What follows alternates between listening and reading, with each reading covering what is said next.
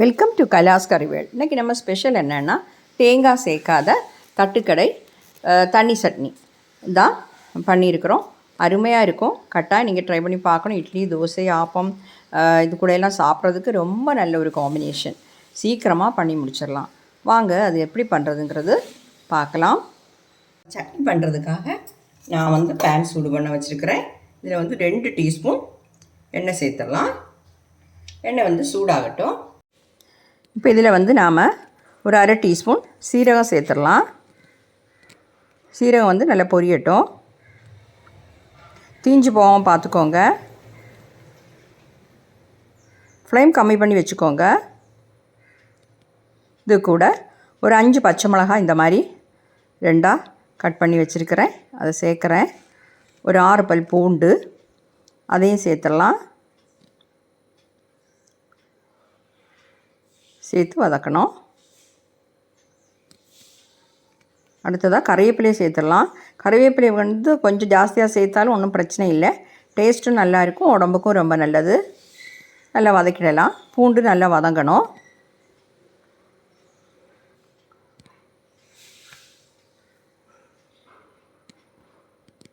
வதங்கட்டும். பாருங்கள், நல்லா வதக்கிடலாம். இந்த சட்னி உங்களுக்கு இட்லி, தோசை இது கூடலாம் சாப்பிட்றதுக்கு ரொம்ப நல்ல டேஸ்ட்டாக இருக்கும். ஆப்பத்துக்கு எல்லாமே ரொம்ப நல்லாயிருக்கும்.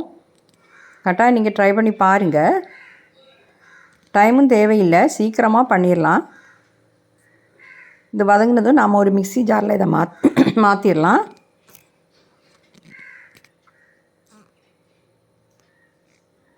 பாருங்கள், பூண்டோட நிறம் எல்லாம் மாறி நல்லாவே வதங்கிடுச்சு.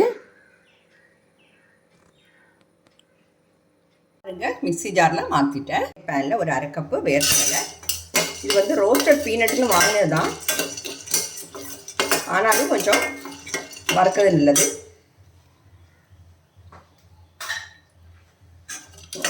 கொஞ்சம் கம்மி பண்ணி வச்சு வறுத்துப்போம். இது கூடயே நாம் இப்போது ஒரு 1/4 கப்பு பொட்டுக்கடலை சேர்க்குறோம். இது 2ஐயும் சேர்த்து 2 நிமிஷம் வறுத்துடலாம். 2 நிமிஷம் வறுத்தாச்சு. பார்த்தீங்களா, நல்லா வறுபட்டுருச்சு. இதையும் மிக்ஸி ஜாரில் சேர்த்துடலாம். இந்த பச்சை மிளகாலாம் வதக்கி சேர்த்துருக்கோமே, அது கூட இந்த வறுத்த வேர்க்கடலையும் சேர்த்துடலாம். இது அவ்வளோ சேர்த்துட்றேன். பாருங்கள், வேர்க்கடலை அவ்வளோ அதில் சேர்த்தாச்சு. இது கூட நாம் கொஞ்சமாக புளி சேர்க்குறோம். அப்புறம் கொஞ்சம் கொத்தமல்லி தழை அதையும் சேர்த்துட்டு அரைச்சி எடுத்துடலாம். கொஞ்சம் தண்ணி சேர்த்து தான் அரைக்கணும். நான் இதை ஒரு சுற்றி எடுத்துருக்கிறேன். ஒரு அரை டீஸ்பூன் உப்பு சேர்த்துடலாம். உப்பையும் சேர்த்து கொஞ்சம் தண்ணியும் சேர்த்துட்டு, தண்ணி சட்னி தான் அதனால் பயப்பட வேண்டாம், நல்லா அரைச்சிடலாம். பாருங்கள், இதை அரைச்சி எடுத்தாச்சு. கொஞ்சம் தண்ணி சேர்த்து அரைச்சிருக்கிறேன். திருப்பி வேணுன்னா தண்ணி சேர்க்கணும். பாருங்கள், இப்போ இவ்வளோ கெட்டியாக இருக்குது. திருப்பி கொஞ்சம் தண்ணி சேர்த்துக்கலாம். பாருங்கள், மிக்ஸி ஜாரில் கொஞ்சம் தண்ணி சேர்த்து அதையும் சேர்க்குறேன். ஸ்பூன் வச்சு எடுத்து பார்க்கலாம்.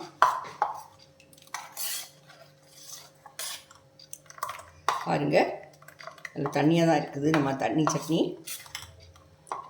சால்ட்டு செக் பண்ணிக்கோங்க. தேவைப்பட்டால் கொஞ்சம் சேர்த்துக்கலாம். கூட நாம் தாளிப்பும் சேர்த்துடலாம். கடுகு, உளுத்தம்பருப்பு, காஞ்ச மிளகாய், கறிவேப்பிலை, இவ்வளோதான். நம்ம சாதாரணமாக சட்னி தாளிக்கிற மாதிரி தான். அதையும் சேர்த்துட்டேன். பாருங்கள், அருமையான தட்டுக்கடை தண்ணி சட்னி சூப்பராக ரெடி ஆகிடுச்சு. சீக்கிரமாக பண்ணிடலாம். கட்டாயம் ட்ரை பண்ணி பாருங்கள், ரொம்ப டேஸ்ட்டாக இருக்கும்.